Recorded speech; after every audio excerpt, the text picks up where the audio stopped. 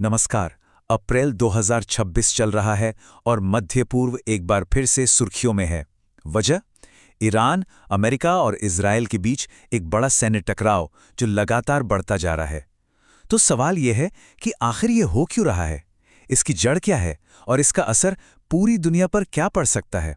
चलिए इसी को समझने की कोशिश करते हैं। तो इस पूरे मामले को समझने के लिए हम इसे 3 हिस्सों में देखेंगे। सबसे पहले जमीन पर क्या हो रहा है, यानी कि मिलिट्री एक्शन।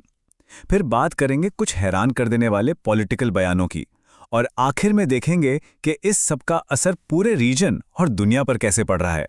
चलिए सबसे पहले बात करते हैं सीधी सैन्य कार्रवाई की जो ईरान पर हो रही है।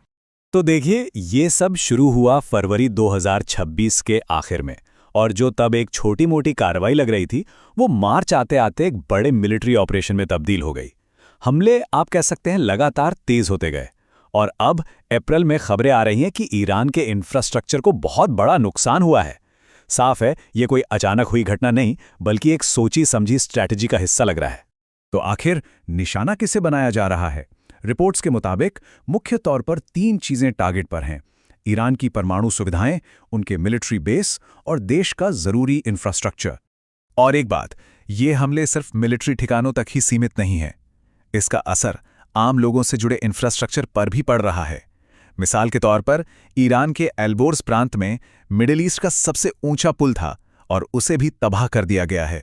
ये अपने आप में एक बहुत बड़ी बात है। अच्छा, एक तरफ तो ये सैन्य कार्रवाई चल रही है, लेकिन दूसरी तरफ इसका एक पॉलिटिकल एंगल भी है जो बहुत ही दिलचस्प है। और ये सब शुरू हुआ अमेरिकी राष्ट्रपति के एक बयान से जो काफी चौंकाने वाला था। राष्ट्रपति ट्रंप का बयान बहुत सीधा और साफ है। उन्होंने कहा, इजरायल तब रुकेगा जब हम यानी अमेरिका उसे रुकने का आदेश देंगे। अब सोचिए, इस एक लाइन में कितनी बड़ी बात छिपी है। ये बयान सीधे सीधे दिखाता है कि इस पूरे रीजन में पावर डायनामिक्स मतलब शक्ति का संतुलन असल में कैसा है। लेकिन कहानी में एक और मोड़ है।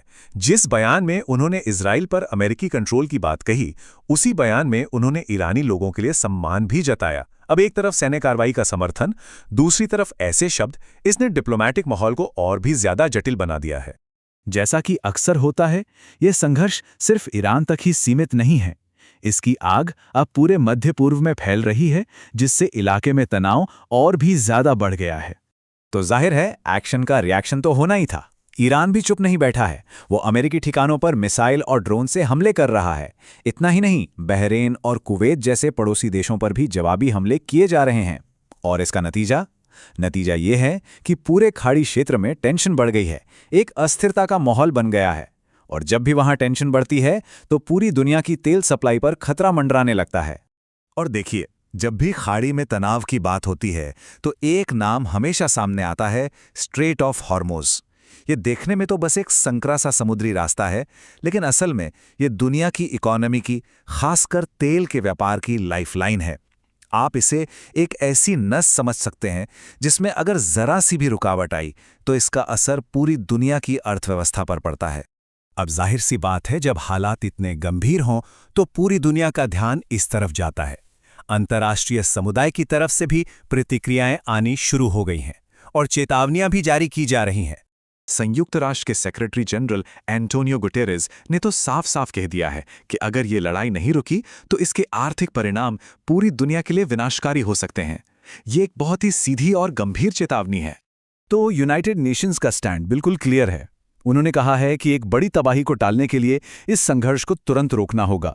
ये एक तरह से फौरन युद्ध विराम की अपील है ताकि हालात काबू से बाहर ना हों। तो इन सब के बाद सबसे बड़ा सवाल यही है कि अब आगे क्या डिप्लोमेसी यानी कूटनीति के लिए कोई गुंजाइश बची है, या फिर ये टकराव एक बड़े पूरे रीजन को अपनी चपेट में लेने वाले युद्ध में बदल जाएगा? इस सवाल का जवाब जो भी हो, वो सिर्फ मिडिल ईस्ट का ही नहीं बल्कि पूरी दुनिया का भविष्य तय करेगा।